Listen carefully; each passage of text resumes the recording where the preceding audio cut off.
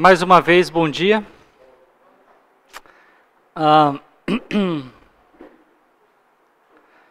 Gente, eu mudei essa aula tantas vezes, que no final das contas, hoje, quem vai mais trabalhar é vocês. Como eu disse no começo da ceia, a gente está entrando num mês que escolhemos para que o conteúdo dos nossos encontros aqui fossem especialmente referentes à evangelização. E uma das ideias que eu tive para que nós conversássemos aqui era sobre pressuposições teológicas da evangelização. Eu tenho aqui 9 páginas sobre isso. Mas eu não espero ficar num monólogo só não. Eu queria tentar hoje fazer alguma coisa mais prática com vocês e tentar desenvolver um diálogo para que nós pudéssemos conversar sobre esse assunto. E até tenho alguns exercícios preparados para vocês. Se você não tem uma Bíblia em papel e prefere, eu peguei algumas ali, tá bom? Algumas são só o Novo Testamento, mas porque já vai chegar a hora do exercício. Então eu quero orar mais uma vez com vocês e dar sequência à aula. Senhor, obrigado pela oportunidade de estarmos juntos e que esse seja um assunto, Pai, que nós entendamos e que o Senhor nos dê ousadia para falar com graça e verdade a todos aqueles que ainda desconhecem o que o Senhor fez por cada um de nós. Que nós sejamos testemunhas fiéis do Teu Evangelho. Eu oro assim em nome de Jesus. Amém. Então, quando a gente pensa em evangelização, então eu vou querer escutar vocês. Quando a gente pensa em evangelização, você pensa em evangelização, o que te vem à mente? É a palavra do Senhor. Ok. Conhecimento do quê? Da palavra do Senhor. Falar de Jesus, do sacrifício dele para a nossa salvação. Mais alguma coisa? A Patrícia falou, boas novas. Certo. Testemunhar da nossa fé. Joia, tudo isso é muito bom. Quando a gente faz isso, com certeza nós temos alguns pressupostos. A gente tem uma compreensão do que é o Evangelho, de como isso deve ser feito. Por isso eu pergunto, ainda que isso já tenha sido um pouco da centralidade da nossa ceia, qual é o conteúdo do Evangelho? O que é que deve ser falado? Que Cristo morreu em favor dos nossos pecados. E quando nós cremos nisso, nós temos a vida eterna. Qual é o papel do arrependimento nisso? Ele faz parte do Evangelho? Sim, sim, sim. Então eu quero escutar vocês. O que do arrependimento? Gente, se arrepende com... ok. Se arrepende do quê? Dos nossos pecados. Eu vou começar a cutucar vocês. Tá? Só para não deixar em branco também, nessa primeira parte que eu perguntei do Evangelho, alguns de vocês responderam o Evangelho, a palavra de Deus. O Evangelho ele é mais específico. Acho que no meio evangélico, muitas vezes a gente fala da Bíblia como se fosse o Evangelho. E ainda que isso possa ser verdade, o Evangelho, biblicamente falando, ele é mais específico do que isso. Ele é uma notícia específica na qual, quando se crê naquilo, nós ganhamos como um presente a vida eterna. Então, se eu simplesmente lesse números para vocês do capítulo 1 ao 9, que basicamente é falar que alguém viveu tantos anos, deu à luz a tantas pessoas e depois de tantos anos morreu, esse não é o Evangelho. Isso faz parte de um progresso de revelação que Deus deu na tua palavra para que nós depois, posteriormente, pudéssemos conhecer o personagem principal do Evangelho, que é Jesus Cristo. Eu falei que ia cutucar vocês, agora nesse sentido de qual é o conteúdo ou do arrependimento, porque supondo que eu seja uma pessoa, eu bebo, fumo, eu roubo, e eu me arrependo dos meus pecados. Por causa disso, eu agora sou cristão?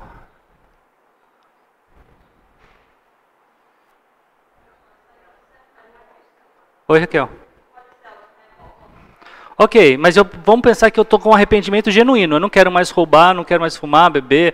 Estou colocando isso porque, assim, às vezes fala, não mato, não bebo, não fumo. Né? Às vezes tem esse jargão, assim, de que eu sou bonzinho por causa disso. Então, eu estou apresentando e eu quero falar, não, eu me arrependo disso. Por causa disso eu vou para o céu? Kécio, você fala. Certo.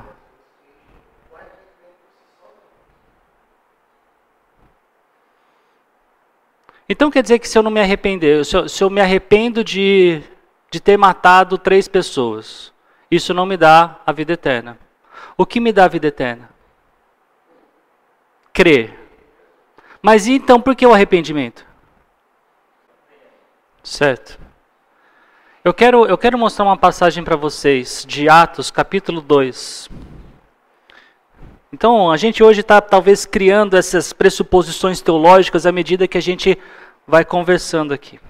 Em Atos capítulo 2, nós temos uma pregação do apóstolo Pedro. E assim que ele termina essa pregação, lá no versículo 37, diz assim, o público era judeu, ele diz, quando ouviram isso, ficaram aflitos em seu coração e perguntaram a Pedro e aos outros apóstolos, irmãos, que faremos? Versículo 38, Pedro respondeu, arrependam-se. Arrependam-se do quê?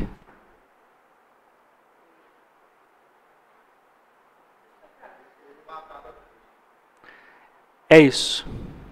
O contexto mostra pra gente, na verdade, não é bem de ter matado a Cristo, é de não ter reconhecido que Jesus era o Cristo. Olha o versículo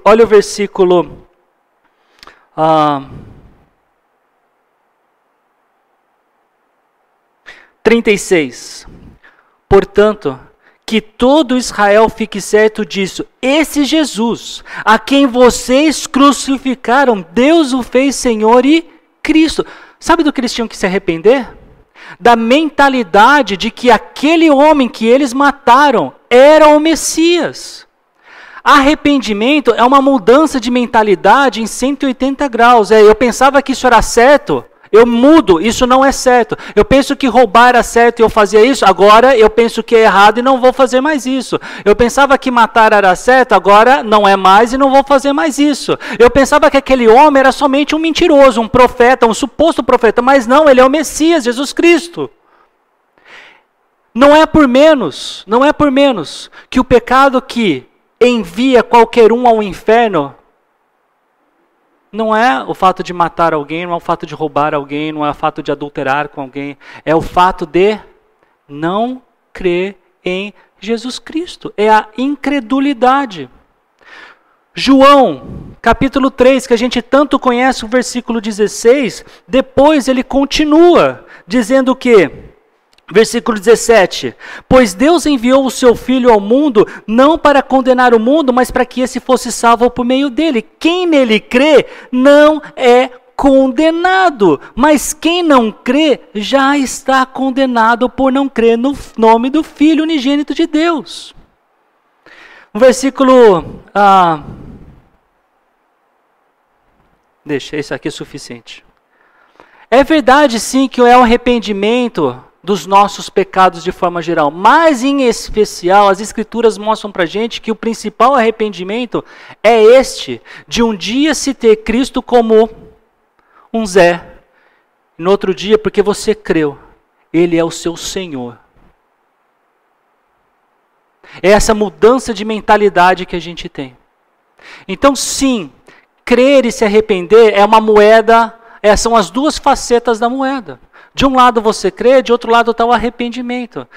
Mas em especial esse arrependimento. E é por isso, gente, que quando vamos evangelizar, a ideia não é que você insista com um camarada que ele, em primeiro lugar, comece a pagar os impostos, comece a parar de roubar o clipe da empresa, comece a pegar recibinho, imposto de combustível do carro particular. Não são essas coisas, não é a questão da moralidade. A moralidade vem com o discernimento de que Jesus, se Ele é o Senhor, a nossa vida deve ser diferente. Por quê? Porque agora nós somos servos dEle. E Ele tem um jeito para que nós vivamos. Tudo isso, de novo, voltando à pergunta inicial. Qual é o conteúdo do Evangelho? E como o arrependimento se mostra aí?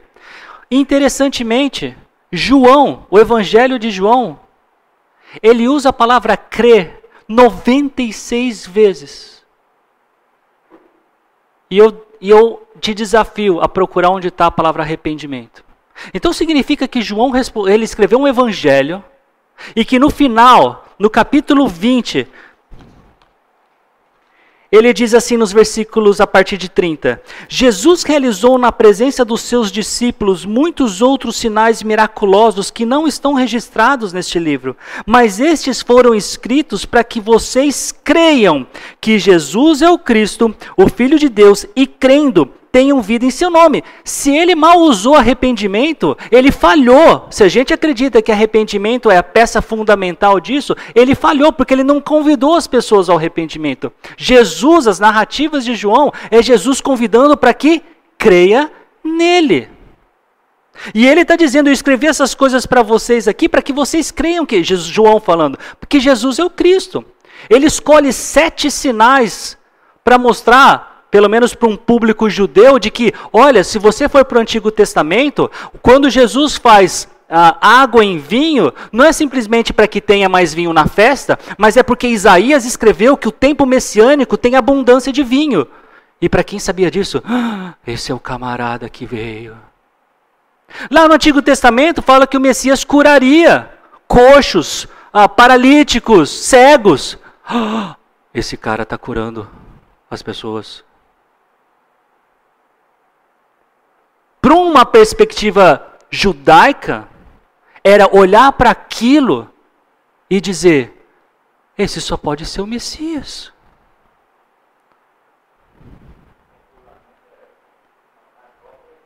Isso aí.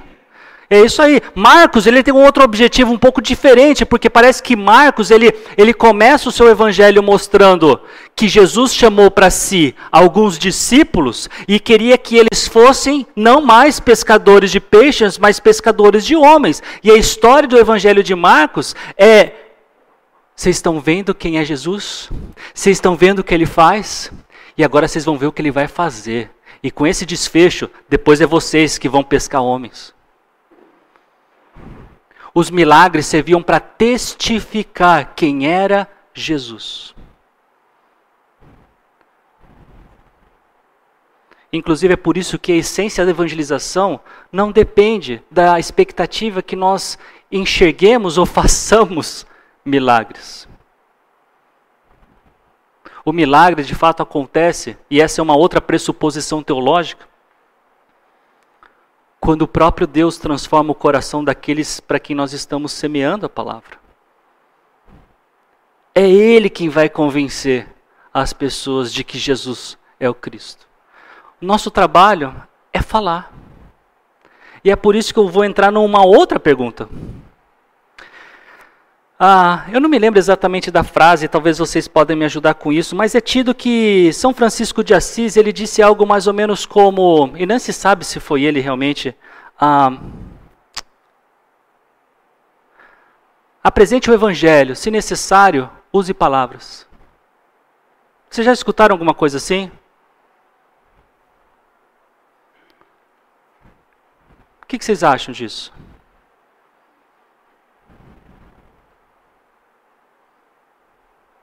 O foco aqui ainda é o que é o evangelho, tá? Ou até o processo de evangelização. Então vamos lá.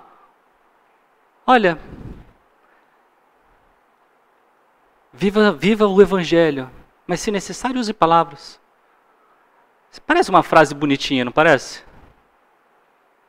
A pergunta por detrás disso é, as nossas vidas são suficientes para apresentar as informações que são inerentes ao evangelho? Não. Nós podemos ser as pessoas mais boazinhas que existem. Trabalhamos com sopão, ajudamos senhoras que mal caminham a atravessar a rua. A gente vai na zona rural e dá uma cesta básica para cada um. A gente passa a noite com pessoas sozinhas no hospital. Tudo isso devemos fazer? Sim. Devemos fazer porque nós somos chamados para fazer boas obras. Mas qual dessas obras fala para essa pessoa que Jesus Cristo morreu pelo pecado dela e que ela precisa crer nisso para ser salva? Nenhuma dessas ações.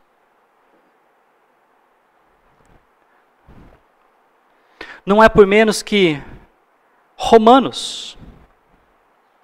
Eu vou pedir para alguém ler.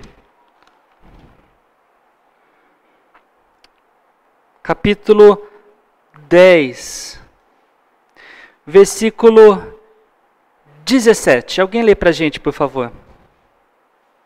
Consequentemente, a fé vem por ouvir a mensagem, e a mensagem é ouvida mediante a palavra de Deus. Ok. Então, o evangelho ele precisa ser explicado. Não é por menos que em teologia nós falamos que a Bíblia é a revelação especial ou específica de Deus, enquanto a criação é a revelação natural de Deus.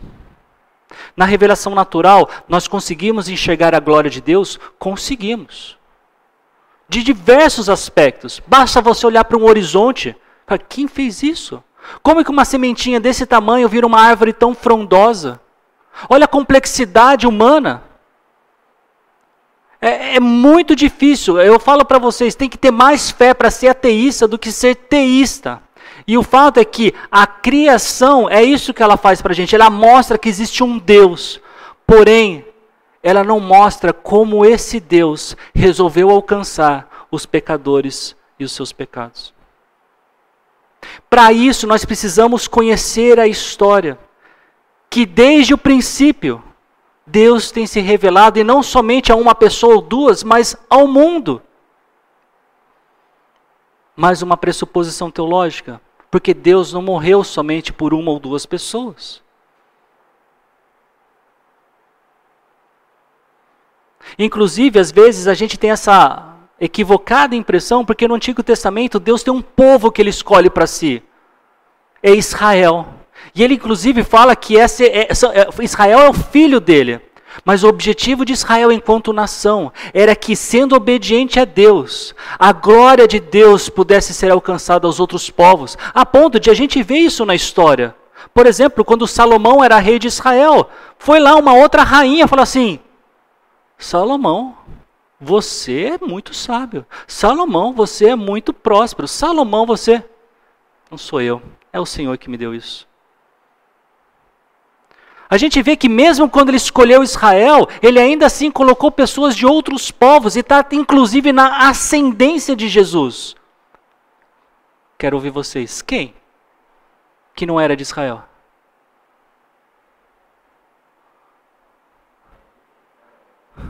Ruth era moabita. Nós tivemos aqui, acho que foram 8 pregações em Ruth. Ela está na ascendência de Jesus. Quem mais? Assim que Josué marcha para depois do Jordão, Raabe encontra lá em Jericó uma meretriz. Essa é a tataravó de Jesus. Porque, de fato, Jesus não estava interessado somente em Israel. Agora, gente, interessantemente, não é tão diferente conosco. A Bíblia, sim, ela usa uma palavrinha que causa alguma polêmica entre evangélicos, que é escolhidos. Nós fomos escolhidos por Deus. Só que a escolha que Ele faz não morre somente no propósito de que a gente vá para o céu, mas para que a gente continue essa obra de falar, de falar, de falar, de falar. E quando Deus quer alcançar, Ele vai alcançar, mas ainda assim é alegria nossa poder fazer isso. mesmo quando Jonas não queria. Quem se lembra da história de Jonas? Então chega Deus para Jonas: Jonas, a gente vai alcançar aquele povo. Aquele povo, Senhor? Senhor, você tem noção que aquele povo tem feito com a gente? Eles gostam de pegar as grávidas e decepar a barriga delas para ver o útero. Eles gostam de arrancar os membros puxando o cavalo para aqui, cavalo para lá. Você sabe a barbaridade? A gente vai lá. É, Jonas, a gente vai para lá. Eu não vou. Jonas foi para outro lugar. E Deus, Jonas, acho que você não me conhece o suficiente, né? Vai lá, a Bíblia diz que um peixe engole Jonas e cospe ou vomita ele lá na praia de Nínive. E aí, Jonas? Tá bom, né? Arrependam-se, arrependam-se. Olha, o Senhor vai chegar aqui, vai acabar com vocês se vocês não se arrependerem. O que aquele povo acontece com aquele povo? Eles se arrependem. E esse profeta ainda fica triste. Oh, Senhor, eles se arrependeram. Quando Deus quer alcançar alguém, Ele vai alcançar. Mas se você já teve essa experiência de conduzir alguém para conhecer o Evangelho, talvez você saiba quão satisfatório é para o nosso coração, para a nossa alma, ouvir que essa pessoa reconheceu a Cristo e agora faz parte da família de Deus. Em 2002, eu estava jogando basquete. Oh, que surpresa, Zambelli, você jogando basquete. Eu estava lá e um cara amigo chegou para mim e perguntou: Zambelli, qual é a coisa que traz mais satisfação para você? Eu disse para ele. Na verdade, eu disse para ele depois do jogo. A gente era um amistoso e depois eu falei: olha, eu pensei durante o jogo e acho que é o fato de eu ter a certeza do que Jesus fez por mim. E já que eu criei nisso, eu tenho a vida eterna. Ele falou: não, tem algo que te deixa ainda mais contente. E ele disse: visto que você já tem essa certeza, é convidar outros para que tenham essa mesma convicção que você tem, essa mesma fé que você tem.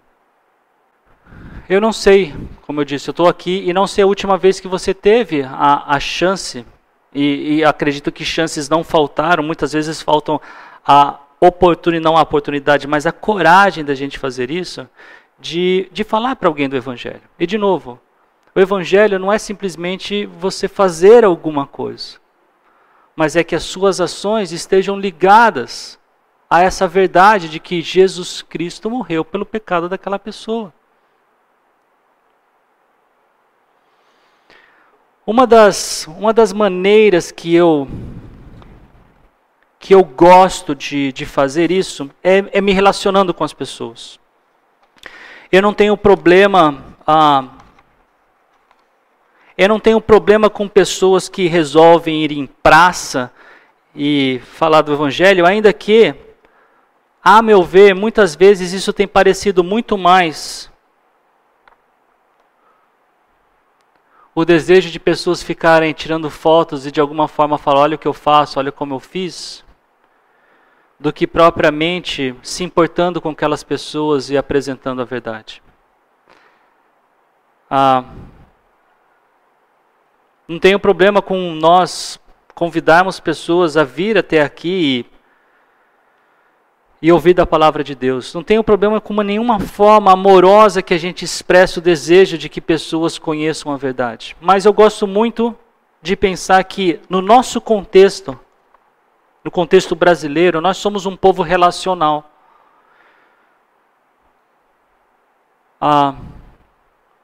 Quando eu escuto daquelas campanhas de Billy Graham, e que enchiam estádios nos Estados Unidos, e ele pregando, várias pessoas se convertiam, eu não vejo isso acontecendo de uma forma semelhante aqui no Brasil, porque nós somos um povo diferente do povo americano. E nós somos um povo com um pé atrás, especialmente com as pessoas que a gente não conhece. Então, nos dar a chance de ser conhecido é alguma coisa que pode provocar as pessoas a refletir, especialmente quando nós temos atitudes, e olha agora, colocando ênfase nisso, atitudes que revelam que nosso caráter tem sido mudado. E pensando nisso, no tempo que eu trabalhei em João Pessoa, e 2 vezes por ano eu ia para alguma cidade ou cidadela do sertão, a estratégia era, junto com alguém, a gente batia numa porta e a hospitalidade era sempre tão grande que a gente acabava entrando na casa. Falávamos quem éramos e por que nós estávamos ali. E assim que a gente falava que estava ali para levar a mensagem de Deus e se a pessoa queria aprender um pouquinho mais, ela respondia que sim. Talvez algumas vezes pela pressão, né, já está lá dentro. Mas a verdade é que aquilo levava a um relacionamento.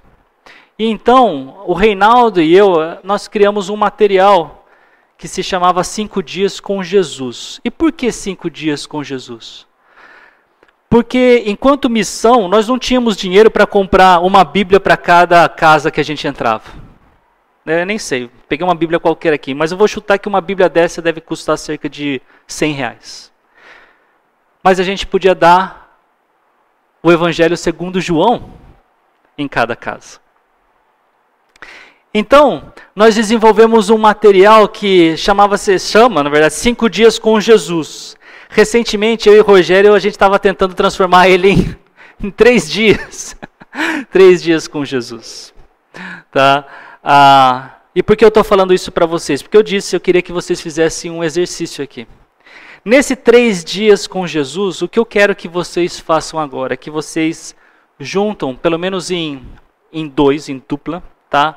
Para fazer um desses dias, um com o outro. Um está sendo evangelizado e outro está sendo o evangelista. Tá? Eu queria que, não vai ter, eu tenho 3 aqui, mas eu queria especialmente que vocês fizessem o dia 2 e uma parte do dia 3. O dia 3, esse material ainda está sendo elaborado melhor. O dia 3 ele está um pouquinho comprido, mas ele tem 3 partes. O que é esse material? Esse material é basicamente com o Evangelho de João.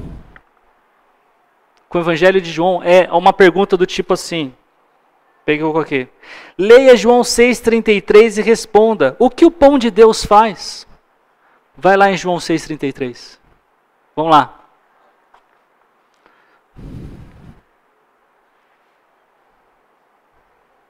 Alguém lê pra gente? João 6,33. Ok, ele desce do céu e dá vida ao mundo. São perguntas diretas, especialmente porque o público que a gente entrava nas casas muitas vezes nem sabia ler. Mas a pessoa estava escutando da própria palavra de Deus algumas respostas dessas perguntas. Então eu queria assim, o que eu vou fazer então aqui assim, vou tentar dividir.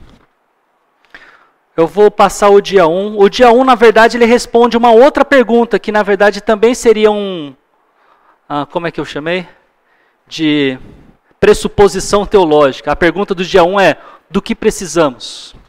E o material começa falando que a gente precisa de água, precisa de comida, precisa sim de cura, a gente fica doente, mas que nós também precisamos de salvação.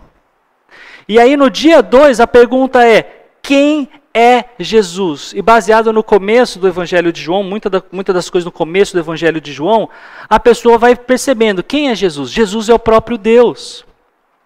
Jesus é aquele que criou todas as coisas. Então, vou deixar para vocês dois aqui.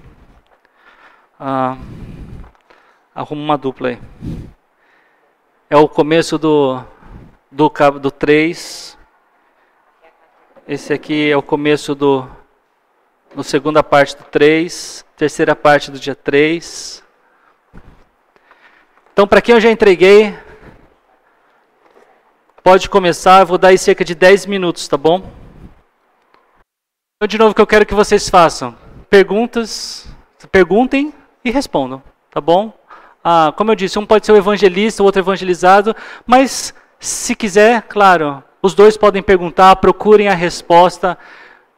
Agora, uma coisa que eu queria que vocês notassem é que como esse material, ele pode desenvolver um relacionamento, uma conversa que na verdade às vezes sai disso daí. E você tendo conhecimento das Escrituras, você pode ajudar a pessoa com outras respostas. Vocês conseguiram notar um pouquinho assim do desenvolvimento da conversa, do material? Deu para notar? Um pouquinho da condução da...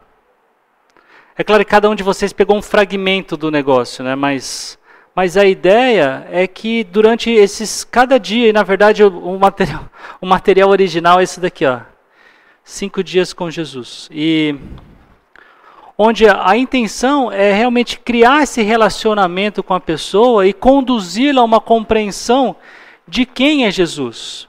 E eu falo inclusive de quem é Jesus porque eu acredito que na nossa cultura, bastante influenciada pelo catolicismo romano, nós temos uma ideia de Jesus que muitas vezes não é ideia bíblica. Então o que a pessoa precisa fazer, como todo mundo precisa fazer, é se arrepender de ter Jesus como alguém que não é o Jesus bíblico, para ter o Jesus bíblico. A Jesus bíblico, por exemplo, ele mostra que o que Jesus fez por nós é suficiente. E que não há nada que nós possamos fazer que agregue valor para que de alguma forma a gente mereça o céu. Não, o Jesus bíblico é alguém que morreu pelos meus pecados e quando eu creio nele, pronto, sou salvo. Nossa, mas assim é fácil, né, Zambélia? É por isso que se chama presente. É por isso que se chama graça. Para a gente é de graça, difícil foi para ele. Lembrando de tudo que ele passou. Ele pagou o preço. Nós recebemos de graça. Então, esse material, e depois, se você no final quiser, eu vou deixar aqui o dos 5 dias. Mas o dos 5 dias, se você quiser pegar 1 ou 2, fique à vontade para isso. Adoraria saber que com esse livretinho ou com alguma ideia que você teve, você acabou convidando pessoas para sua casa e desenvolveu ofereceu para a pessoa, olha, são 5 encontros, ou 3 encontros, para você poder falar de Cristo para essa pessoa. Ao final, é bom que fique claro, olha, você entendeu quem é Jesus? Entendi.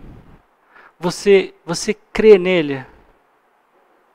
E geralmente a pessoa vai dizer que sim. Mas isso, gente, nós deixamos para Deus e a pessoa. Quer ver? É interessante uma frase que você falou e eu vou perguntar para vocês para ter uma ideia aqui. Quanto tempo levou para que você, depois de ouvir o verdadeiro evangelho, você acreditasse nele? Quanto você acha, Patrícia, no seu caso? No meu caso foram 3 anos. O que eu estou querendo dizer é que essa pergunta, quando eu ouço ela, dificilmente uma pessoa responde, o dia que eu ouvi, eu acreditei. Foi um dia, foi semanas, e no meu caso, eu estava pensando sobre isso essa semana, né, que se perguntasse para mim, qual foi o papel principal da igreja no meu alcance? A Karen é da geração que fazia parte da igreja, eu venho de fora, era o amor que eu senti por aqueles adolescentes, foi marcante para que eu quisesse estar com eles, durante esse tempo que muitas vezes para mim, que saco, lá vou eu de novo ouvir a Bíblia. Eu quero jogar basquete. Mas enquanto eu estava lá, eu falava, que gostoso, que legal. E eu realmente sentia que aquelas pessoas queriam que eu estava lá. A ponto de, em alguns momentos, eu perceber, quem é que vai levar o Zambelli para casa? Eu levo. Quem é que vai trazer, quem vai pegar ele? Eu pego. Meus pais perceberam isso. Para mim isso foi muito importante. 3 anos.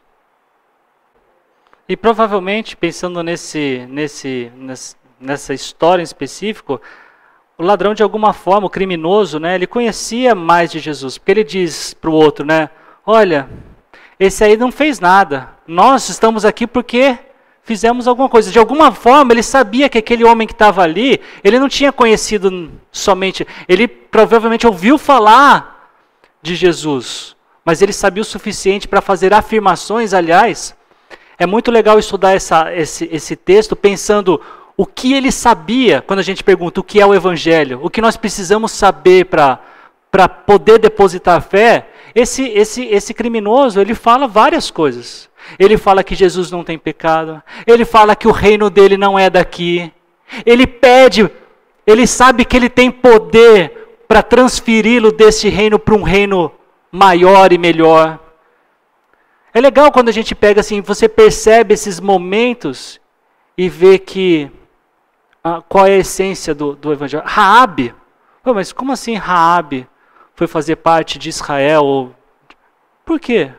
Ela disse, nosso povo aqui está com medo, a gente ouviu falar do Deus de vocês, o Deus de vocês é isso, é isso, é isso, é isso, é isso. Ela tinha informações para ter fé. Quando a gente estudou Ruth aqui, o que Ruth faz para Noemi? Fala para ela, o seu Deus será o meu Deus, o teu povo será o meu povo. Ela faz uma confissão de fé, que provavelmente durante o tempo que passou com os falecidos, né, tanto de Noemi quanto até o dela, que eram israelitas, escutou a respeito de Deus. É por isso que a Bíblia fala para a gente, não é somente a verdade, é amor e verdade. Gente, falar a verdade não é tão difícil assim. Bem, de certa forma, pense, é verdade que a Bíblia fala que todos vão para o inferno? É verdade. Agora imagina a gente falar isso lá, você vai para o inferno, você vai para o inferno, você vai para o inferno. É verdade, mas não tem amor nisso. E não é ficar passando pano quente na notícia, não é isso. É realmente chegar nas pessoas. Jesus também não fez isso. Jesus não chegou e falou assim, todos vocês aqui vão para o inferno, a não ser que creiam em mim quando eu for lá na cruz, tá bom, e vou morrer por vocês. Não foi assim. Então a gente tem que sim adotar uma postura. A postura cristã é da gente, primeiro, não olhar para as pessoas como se fosse uma missão do tipo coisa. Minha missão é aqui, vou alcançar esse aqui. Não, é se interessar pela pessoa. Vai até essa pessoa como que ela é. Ela é uma pessoa. Converse com ela. Se ela não quiser, ela não quis.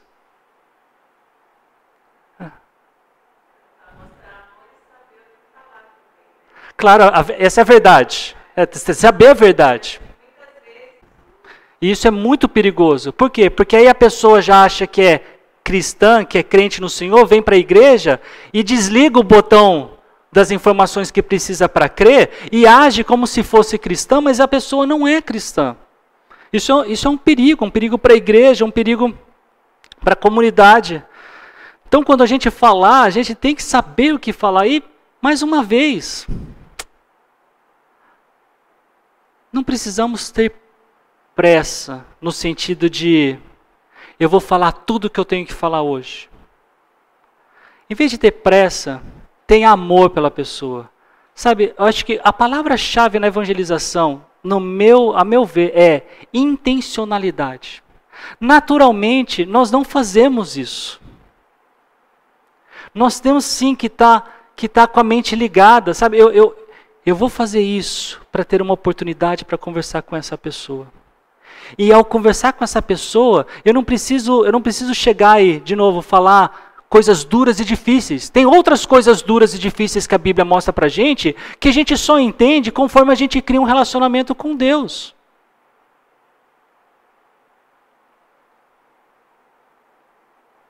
Sabe, para citar um desses, para mim, quanto mais eu envelheço junto com a minha amada esposa, eu percebo que a chave de um casamento bem-sucedido é a compreensão dos papéis do marido e da esposa. E que se não for feito conforme o que Deus ensina, não dá certo. Não dá certo. E a sociedade hoje está gritando como se fossem ótimos valores. quando são valores completamente diferentes do que Deus ensina. E se a gente começar falando que o papel do marido deve ser esse, que o papel da esposa deve ser esse, para muitos vão sair correndo. Porque ainda não internalizou quem Deus é e o que o Deus faz nas nossas vidas e o que Ele estabelece para a gente. E eu não estou falando isso como se fosse a solução de qualquer problema.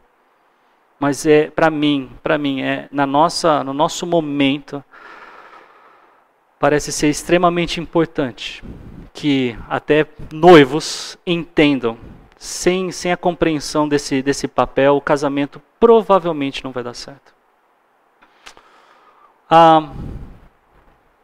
Alguém quer comentar alguma coisa? A gente está nos minutos finais do nosso tempo. Tá? Com certeza. Eu acho que eu vou terminar contando essa história de uma oportunidade de evangelização que eu tive na zona rural, se não me engano, do Ceará. Acho que foi Milagres ou Mauriti. E encontrei ali um adolescente que estava muito interessado em conhecer mais. Chegou um momento da conversa que ele meio que olhou para os santinhos assim e falou, então o que significa isso daqui? Essas são aquelas perguntas que, de novo, o amor e verdade, né? E eu falei para ele, olha, deixa eu te dar um exemplo.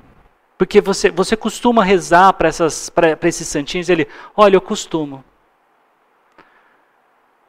Eu falei para ele, mas o que são esses santinhos aí? Ele não sabia responder direito. Mas ele se apegou àqueles objetos. E eu cheguei para ele e falei, olha, a Bíblia mostra, e mostrei para ele, que nós podemos conversar diretamente com Jesus. A Bíblia sempre mostrou isso para a gente e ela não fala da gente conversando com outras pessoas. Mas olha só o que às vezes parece para mim, eu disse para ele. Aí eu cheguei perto de uma porta, tinha a porta de entrada da casa dele, e falei assim para ele, olha, eu vou conversar com a porta.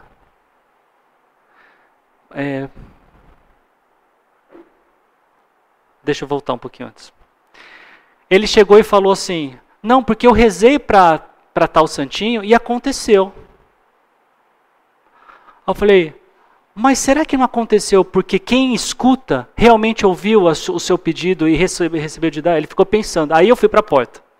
Aí eu cheguei, então eu vou conversar com essa, faz de conta que é uma porta. Que essa porta, minha mãe não está bem de saúde. Eu queria muito que você pudesse conversar com Deus e que Deus curasse a minha mãe. Ele está com um problema de saúde muito grave, pode ser? Aí eu olho para ele assim, a porta escuta? Aí ele, não. Mas você escutou o que eu disse? Eu escutei. Será que Deus não escutou quando você conversou com aquele objeto? Gente, parecia que assim, o olhinho dele assim, brilhava. De entender que tudo que estava ali era desnecessário para uma fé verdadeira em Deus. Foi simples. E não acho que fui eu. Mas essa é somente uma das várias histórias que eu tenho que poderia contar para vocês. Para mim, eu olho muito para o contexto do sertanejo, especialmente da zona rural. Eu me lembro muito de um texto de Tessalonicenses. E ainda que eu falo, eu lembro muito. Deixa eu ver exatamente. 1 Tessalonicenses, capítulo 1, versículo 9. Ele diz assim, pois eles mesmos relatam de maneira que vocês nos receberam, e como se voltaram para Deus, deixando os ídolos a fim de servir ao Deus vivo e verdadeiro. Eu costumava dizer às pessoas que estavam e andavam comigo, você quer entender uma verdadeira conversão nesse contexto em que nós estamos?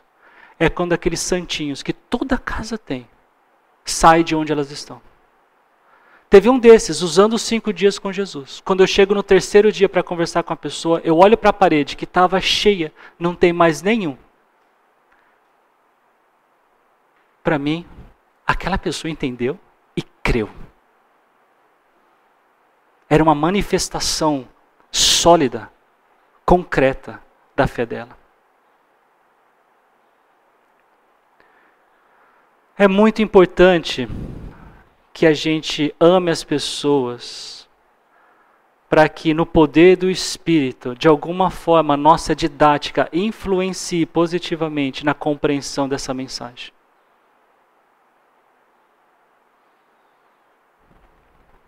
Eu louvo a Deus as oportunidades que eu tive e acho que quase nenhum de vocês, com talvez exceção da Karen, às vezes tenham visto eu entrar num casebre e evangelizar.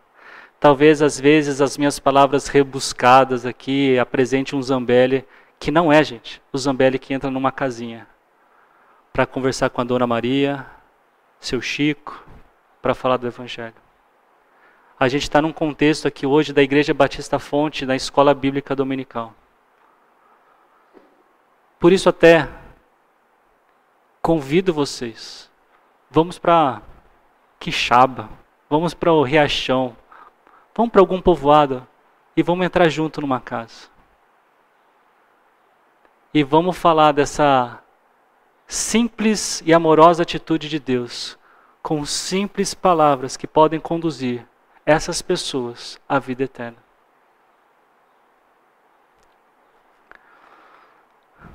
Palavras finais de alguém?